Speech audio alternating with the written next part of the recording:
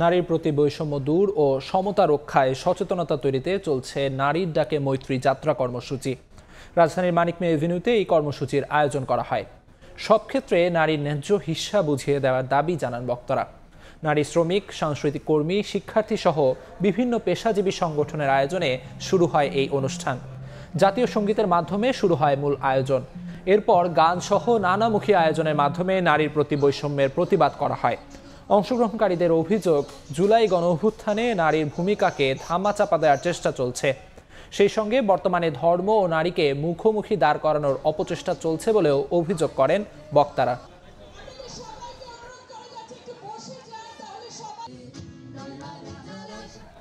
এই মুহূর্তে মানিক মিয়া এভিনিউতে আছেন সহকর্মী চন্দ্রিমা চৌধুরী। সরাসরি যাচ্ছি তার কাছে।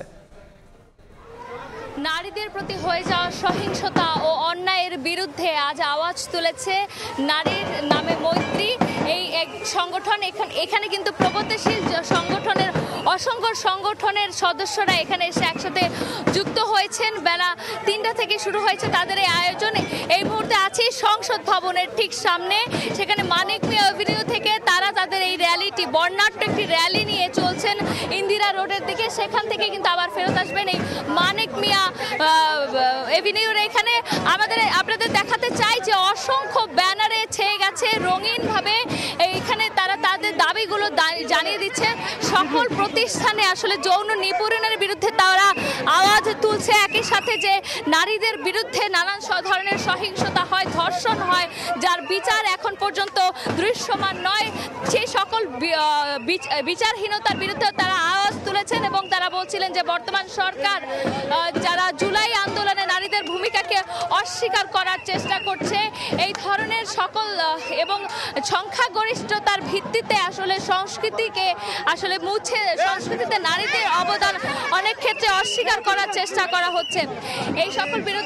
এই সকল কিছুর বিরুদ্ধেই তারা আজ আওয়াজ তুলেছেন এবং তারা জানিয়ে দিচ্ছিলেন যে সমাজে নারীদের মর্যাদা ও সমতার ভিত্তি স্থাপন করা না গেলে কিন্তু এইখানকার সংস্কৃতি আসলে বিনষ্ট হয়ে যাবে।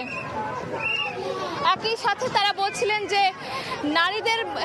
নারীদের বিরুদ্ধে যে এখন পর্যন্ত যত ধরনের সহিংসতা হয়েছে তার পক্ষে কিন্তু সরকারকে এখনো পর্যন্ত দৃশ্যমান তেমন কোনো আওয়াজ তুলতে দেখা যায়নি। একই সাথে ধর্ম এবং নারীকে সাংঘর্ষিকভাবে একটি মহল আসলে ব্যবহার করার জন্য কাজ করছে, তার বিরুদ্ধেও তারা নিন্দা জানিয়েছেন। এবং এখানে কিন্তু অসংখ্য নারী সংগঠন, প্রগতিশীল নারী সংগঠনের নেতৃবৃন্দ এবং সদস্যরা এসে একজোট হয়েছেন। তারা তাদের বক্তব্য জানিয়ে দিচ্ছিলেন। তারা জানিয়েছেন গণতন্ত্র এবং সংস্কারের নামে সংখ্যাগরিষ্ঠরা বৈষম্যমূলক সমাজ ব্যবস্থাকে লালন করে চলেছে এবং নানান সময় যে নারীদের নানান স্থানে যে নারীদের পোশাক এবং তাদের আচার আচরণ নিয়ে তারা যে প্রশ্ন তুলে যাচ্ছে, সেই অধিকার এবং যৌন নিপীড়নের বিরুদ্ধে তারা আজ এখানে আওয়াজ তুলেছে এবং এই আওয়াজ জারিমান থাকবে। এই ছিল এই মুহূর্তে আমার কাছে সংসদ ভবনের সামনে থেকে সর্বশেষ। রাজধানীর মানিক মিয়া এভিনিউ থেকে সবশেষ জানাচ্ছিলেন সহকর্মী চন্দ্রিমা চৌধুরী।